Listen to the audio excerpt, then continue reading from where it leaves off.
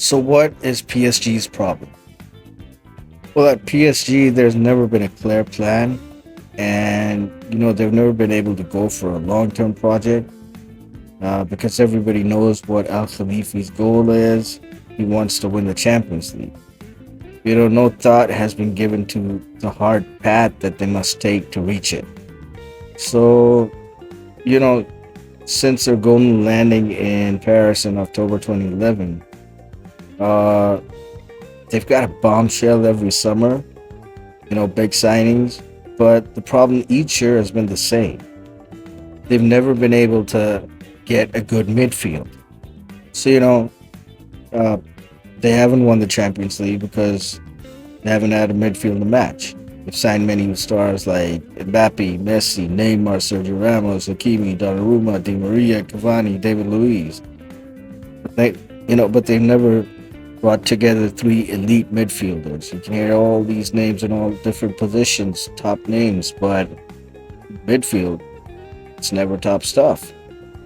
And they had a great opportunity in 2019, 2020. They faced Bayern Munich. Bayern dominated Europe at that time with Thiago and Goretzka in the midfield, and with Thomas Muller is the number 10 right behind Lewandowski. So, TSG, they tried to deal with that, and it was Marquinhos in the pivot. Before he became a defender, he was actually a pivot. He was accompanied by Herrera and Paredes, the interiors. But, it's clear that without a good defense or a good attack, it is impossible to shine at the highest level. But leaving aside the engine room, it's a very costly mistake. And that's why, if you don't have that midfield balanced with a good attack and a good defense, you're not going to be able to make it through. So they did beat Bayern, next year, but that was because Lewandowski was in there. So, Luis Enrique, he's going to risk his life in Dortmund with practically naked midfield, just the way it's been. And, they had this guy, Warren Zaire-Emery, really good midfielder, a young guy, but he's the only guy in there, and it's not too experienced right now, but a lot of talent, very promising. So he's not going to be playing. And he's the guy who's been handed the midfield keys, and especially after Verratti's departure.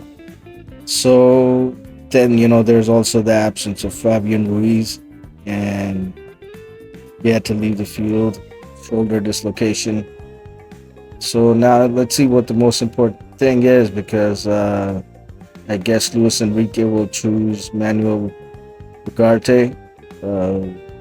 He was going to rest last game until Fabián Ruiz got injured, so he had to come on, and that's the thing, Vitinha, Kang-in Lee.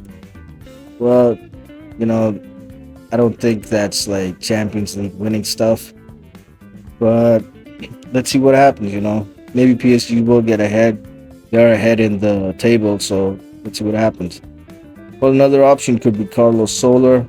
So, without going any further, Enrique's also bet on Danilo Pereira, who throughout his career has played quite a bit of a pivot. And, but, Enrique considers him as center back.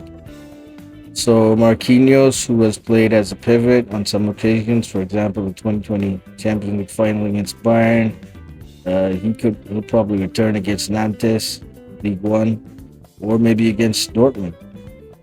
So I think PSG now depends on itself. They got to have a win in Germany, and they go to the second round as group winners.